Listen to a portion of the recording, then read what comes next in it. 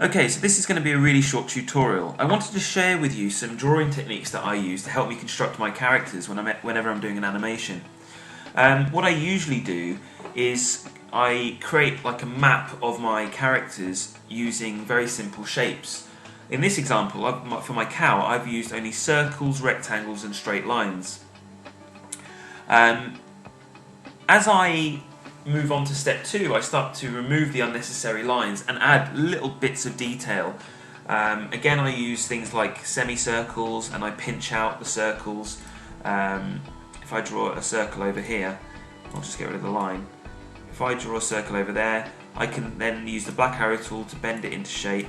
I can then hold control and pinch it in, and I can start doing things like this. And this is kind of how I constructed the hair. You can also use things like straight lines to draw in parts of the hair if you wanted to.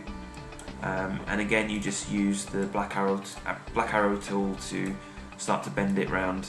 Although this one's looking a little bit more like a devil at the moment. But that's basically how I did the hair. Just using straight lines in the black arrow tool and just bent the line into shape.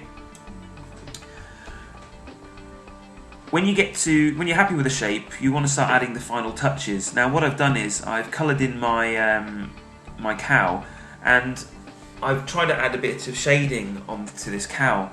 And usually what I do is I just draw a line to separate the colours, and then when I'm finished I just remove the lines that I don't want, just leaving the shading there. And as you can see, it leaves a rather nice effect on the drawing. So that's it. That's how I construct my my creatures and my animations using just circles, squares and lines, basic geometry shapes.